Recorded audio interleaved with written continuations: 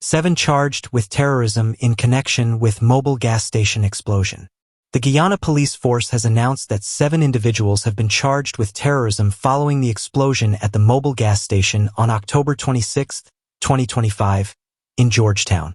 The charges come after thorough investigations and legal advice from the Director of Public Prosecutions. The accused are Wayne Correa, 44, Guyanese; Ramesh Pramdio, 51, Guyanese; Crystal La Cruz, 33, Guyanese; Daniel Alexander Ramirez Podemo, 33, Venezuelan; Jennifer Rodriguez, 33, Venezuelan; Johnny Boudram, 27, Venezuelan; Alexander Betancourt, 44, Venezuelan. They are charged under Section 3(1)(a) of the Criminal Law Offenses Act and are set to appear in the Georgetown Magistrates Court at 9 o'clock HRS on November 5, 2025. The Guyana Police Force assures the public of its commitment to professionalism and due process throughout the investigation. Murder case against Marlon da Silva continues. The Diamond Magistrates Court dismissed a no-case submission made on behalf of 32-year-old Marlon da Silva, charged with the murder of his wife, 27-year-old Kenesha Vaughn. Attorney Sanjeev Dadadin argued that the submission aimed to dismiss the charge due to insufficient evidence, but Magistrate Dylan Bess overruled it. Dadadin stated that the defense is now preparing for closing arguments, which will be presented in the next 2 weeks. He emphasized that the evidence presented does not warrant a jury trial, and they will make final submissions accordingly. The prosecution, led by attorney Nigel Hughes, will follow with its closing submission before the magistrate delivers a decision. Da Silva is accused of fatally shooting Vaughn on February 22, 2025, during a heated argument at their home in Diamond, East Bank Demerara. Reports indicate that Vaughn armed herself with a knife during the altercation, prompting Da Silva to pull out a firearm and shoot her multiple times. He later contacted the police, who took Vaughn to the Diamond Hospital, where she was pronounced dead. At the scene, police recovered 4 9mm shell casings and 3 suspected projectiles. An inspection of Vaughn's body revealed 12 injuries consistent with gunshot wounds.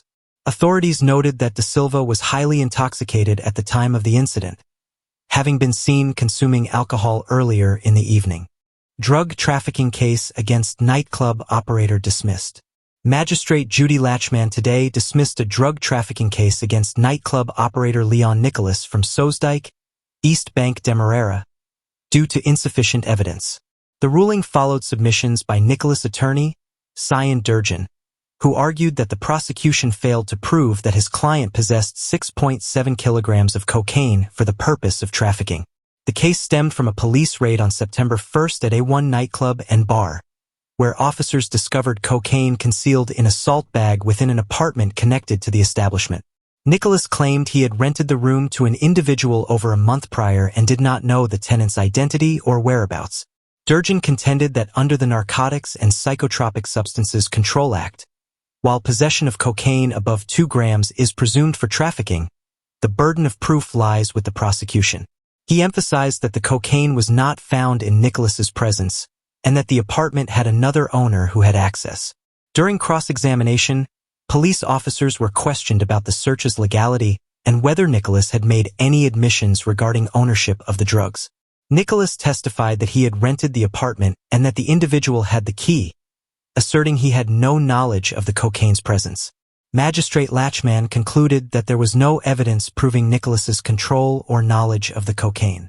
Outside of finding Mr. Nicholas within the parameter of A1 nightclub and banquet hall, there is absolutely no evidence to establish that he had control of the cocaine, she stated. As a result, she declared him not guilty, and the case was dismissed. Woman police corporal granted $500,000 bail for causing death of schoolboy. News source Guyana reports, Police Corporal Jan L. Cumberbatch was granted bail of $500,000 today after being charged with causing the death of 15-year-old Navindra Mahez by dangerous driving. The incident occurred on the morning of October 30th when Mahez was crossing the pedestrian crossing at Success and was struck by Cumberbatch's speeding vehicle. Cumberbatch appeared before Magistrate Abigail Gibbs at the Sparendam Magistrates Court.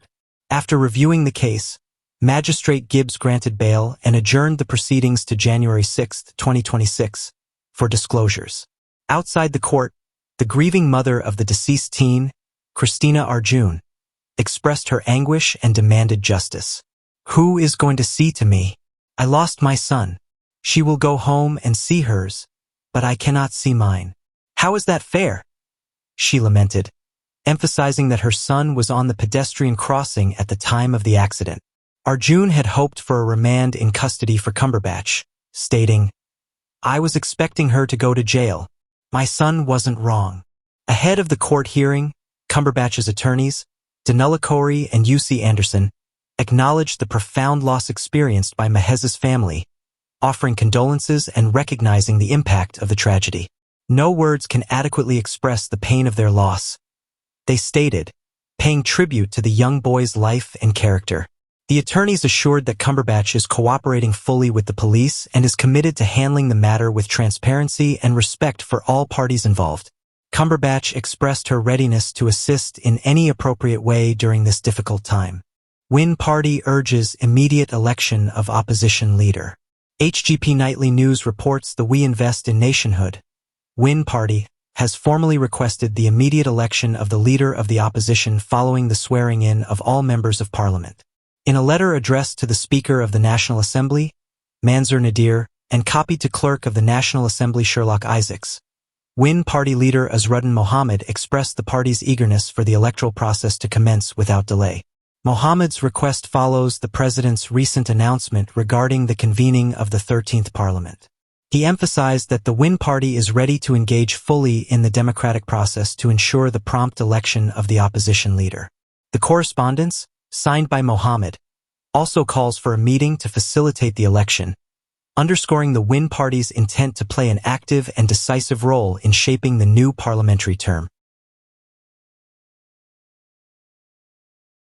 Government launches citywide drainage upgrade program. President Dr. Irfan Ali has announced the initiation of a major citywide drainage upgrade program, set to begin consultations with citizens starting Monday. The initiative aims to significantly enhance Georgetown's drainage network and gather public feedback. A multi-agency team will conduct consultations over the next 3 weeks to discuss the government's plans and listen to citizens' suggestions or concerns. President Ali emphasized that the first phase will focus on clearing, cleaning, and leveling all parapets, with subsequent improvements to the drainage network. This will lead to enormous improvements in property values and the overall worth of the city, President Ali stated.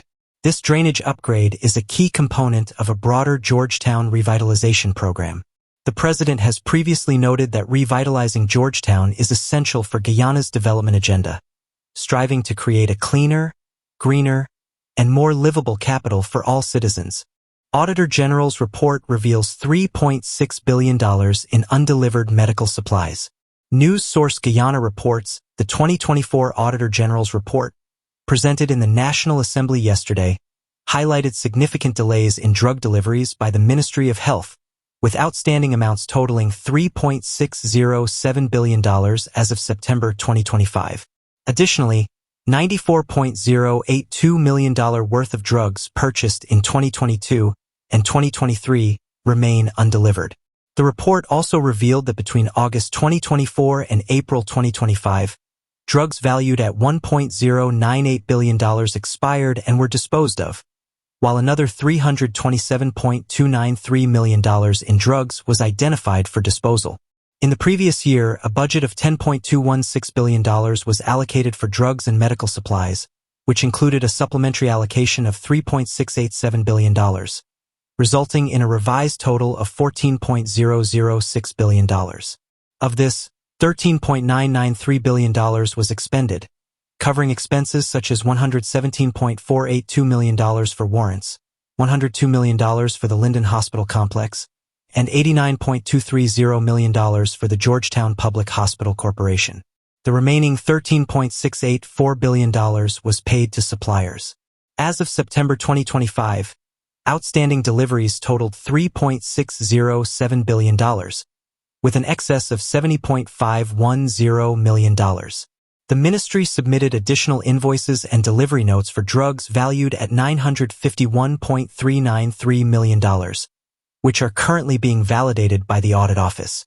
Major suppliers identified in the report include New GPC Incorporated and Western Scientific Company Limited.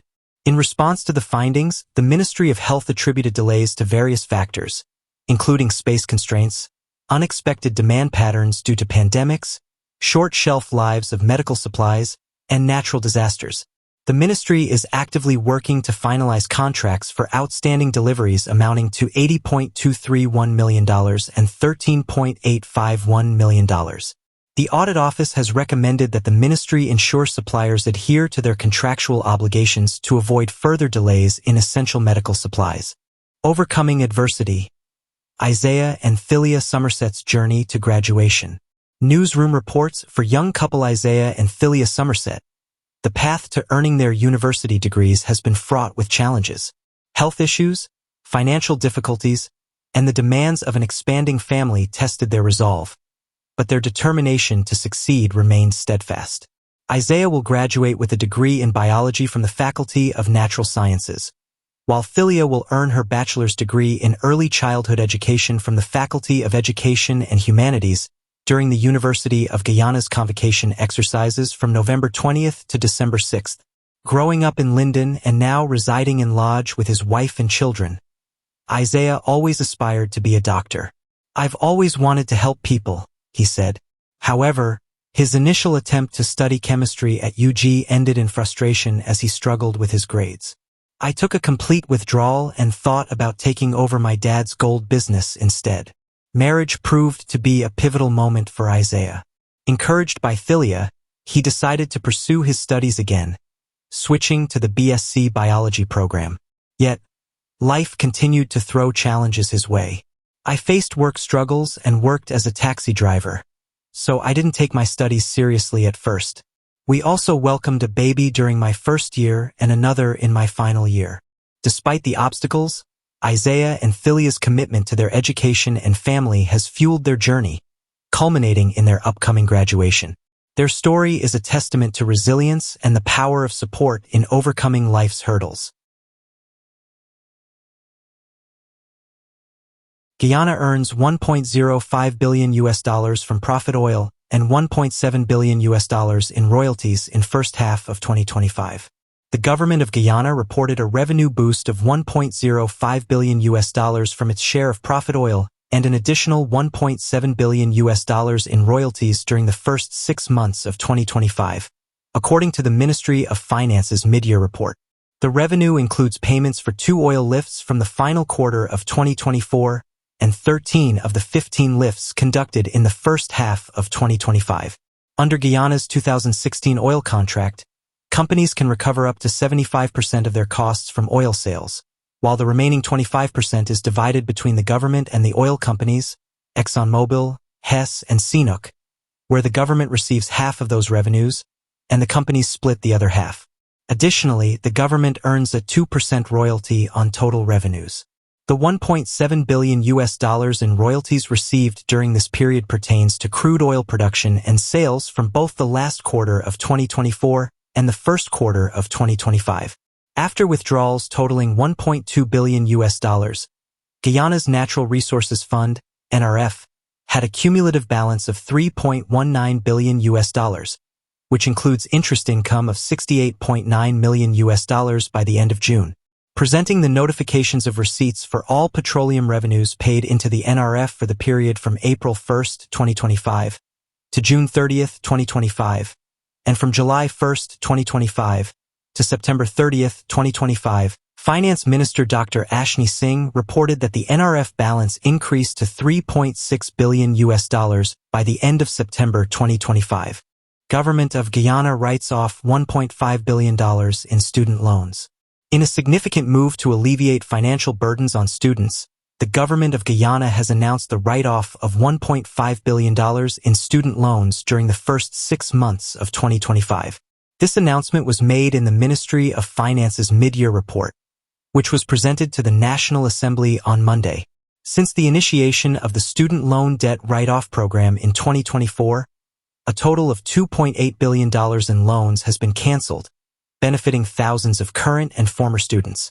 This initiative complements the government's recent decision to make the University of Guyana, UG, tuition-free, further promoting access to higher education. The mid-year report also highlighted that the University of Guyana has spent $6.5 billion on its operations in the first half of the year. During this period, the university received a remarkable 11,600 applications from prospective students, indicating a strong interest in higher education. In addition to support for UG, the government allocated $1.4 billion to the Guyana Online Academy of Learning Goal in 2025. This initiative awarded 9,741 scholarships so far this year, bringing the total number of scholarships awarded under Goal to 39,499 since the program's launch in 2021.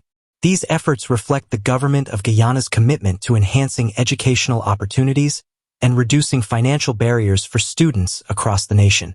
Statement by Minister Juan Edgehill on international media reports. The Ministry of Public Works addresses recent international media coverage of the Linden-Mabura Road project, emphasizing the importance of factual discourse surrounding this significant initiative. The project is rooted in a historical vision dating back to the 1920s and aims to enhance national development by facilitating overland access across Guyana, strengthening connections between coastal and hinterland regions, and promoting balanced growth. This project is vital for regional connectivity, linking Guyana's economy to Brazil and enhancing bilateral trade, promising new opportunities for commerce and stimulating economic growth for communities in both countries. Financed by the UK Caribbean Infrastructure Fund, the project supports climate-resilient development by ensuring year-round access and reducing vehicle emissions, adhering to the Caribbean Development Bank's environmental and social standards. The project upgrades an existing route rather than disrupting untouched areas, with extensive environmental assessments conducted to ensure compliance with sustainable practices while preserving biodiversity and community livelihoods. It will lower transportation costs, boost tourism, and create jobs, improving access to healthcare and education for hinterland and indigenous communities. All procurement processes are overseen by the Caribbean Development Bank, ensuring transparency and accountability, and any claims of impropriety are unfounded. The Linden-Mabura Road project exemplifies Guyana's commitment to sustainable development and regional partnership, with the government valuing its relationship with the UK and encouraging engagement based on accurate information to build a resilient future.